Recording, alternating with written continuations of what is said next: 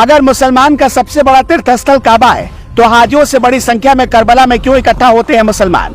जानिए इस्लाम का ये सबसे बड़ा राज। आखिर कौन है वो शख्सियत जिनके लिए अपना सब कुछ कुर्बान करके पूरी दुनिया के इंसान करते हैं इतनी बड़ी पदयात्रा? गांधी से लेकर मंडेला तक दुनिया के महान नेताओं ने जिनके पथ पर चलकर क्रांति की शुरुआत। दुनिया की सबसे बड़ी पदयात्रा जहां इतनी भीड़ होने के बावजूद नहीं होता है कोई जख्मी, ना दब कर जाती है किसी की जान, ना भारी भरकम सुरक्षा, ना किसी को होती है जरा बराबर भर तकलीफ। गरीब देशों में करोड़ों की भीड़, फिर भी न कोई भूखा रहता है न कोई प्यासा। बस एक नाम पर लोग लुटा देते हैं करोड़ों की दौलत। धरती पर होता है स्वर्ग का एहसास।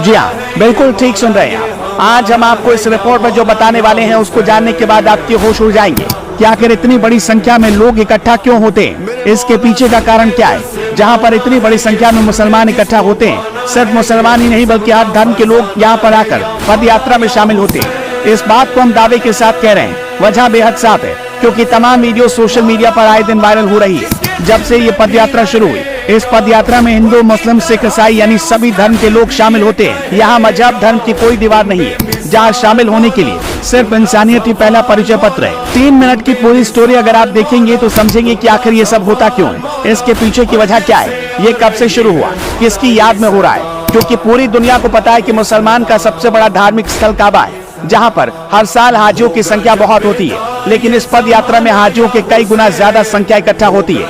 यहाँ 1-2 लाख लोग इकट्ठा नहीं होते, बल्कि कई करोड़ लोग इकट्ठा होते हैं। इस बार भी आंकड़ा सामने आया। रिपोर्ट के मुताबिक करबला में इमाम हुसैन के चेहल्लुम के लिए 22 मिलियन लोग इकट्ठा हुए।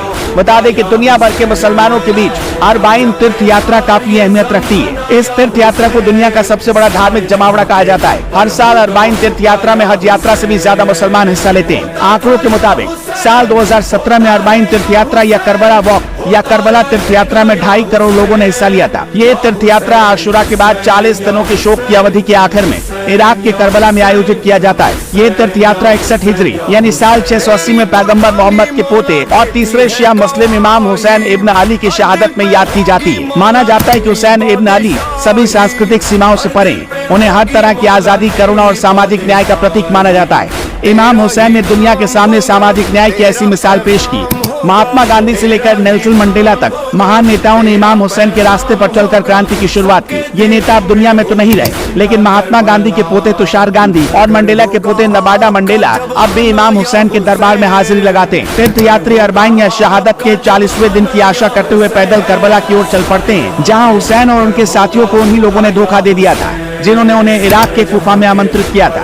बाद में करबला की लड़ाई में उबैद अल्लाह इब्न जियाद की सेना ने सिर काट कर हुसैन को शहीद कर दिया था। करबला की पैदल यात्रा के रास्तों पर स्वयंसेवक तीर्थ यात्रियों के लिए भोजन, आवास समेत कई दूसरी सेवाएं मुफ्त उपलब्ध कराते हैं। इराक वैसे तो आर्थिक तौर पर काफी गरीब देश है, फिर भी इमाम हुसैन की जियारत के लिए इराक आने वाले करोड़ों लोगों के लिए खाने पीने और रहने की सुविधाओं में कोई कमी नहीं होती। और इमाम हुसैन की जियारत के लिए आने वाले लोगों को खाने पीने से लेकर मेडिकल सुविधाओं तक किसी भी चीज के लिए 1 पैसा तक खर्च नहीं करना पड़ता। कुल मिलाकर यहाँ आने वाले लोगों को धरती पर स्वर्ग का एहसास होता है। कुछ तीर्थयात्री करीब 500 किलोमीटर दूर इराक के बसरा या करीब 2600 किलोमीटर दूर ईरान के मशहद और दूसरे शहरों से सड़क के रास्ते यात्रा पूरी करते हैं। इस पैदल यात्रा को शिया विश्वास और एकजुटता का प्रदर्शन माना जाता है। जाबिर इब्न अब्द अल्लाह अतियाह इब्न साद के साथ 61 हिजरी की अरबाइन में हुसैन इब्न अली के पहले तीर्थयात्री थे। मुर्तजा अंसारी के बाद काफी समय के लिए पैदल तीर्थ यात्रा की प्रथा को बुला दिया गया था। इसे ईद अल अधा में मिर्जा हुसैन नूरी तबरसी ने फिर शुरू किया। उन्होंने हर साल इस तीर्थ यात्रा को पूरा किया।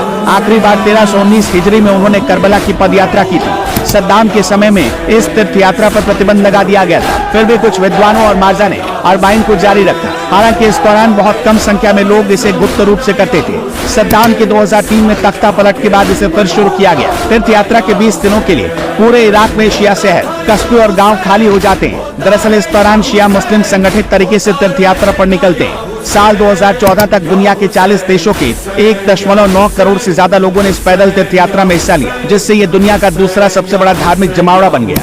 इराक की सरकारी मीडिया के अनुसार 2015 तक ये आंकड़ा 2.2 करोड़ तीर्थयात्रियों तक पहुंच गया। बता दें कि भारत में हर 4 साल पर आयोजित होने वाला हिंदू कुंभ मेला शामिल होने वाले लोगों की संख्या के आधार पर दुनिया का सबसे बड़ा धार्मिक जमावड़ा है। फिर भी अरबाइन तीर्थ यात्रा हर साल होने वाली सबसे बड़ी सभा है। अरबाइन वॉक में नजफ या बसरा से करबला तक की लंबी पैदल यात्रा की जाती है। हर साल मार्च में शुरू होने वाली इस यात्रा में करोड़ों लोग क्षेत्र, जाति और संप्रदाय को भूलकर हिस्सा लेते हैं। इस यात्रा में बच्चे और बुजुर्ग भी शामिल होते हैं। पैदल यात्रा के दौरान तीर्थयात्रियों के लिए भोजन की आपूर्ति छोटे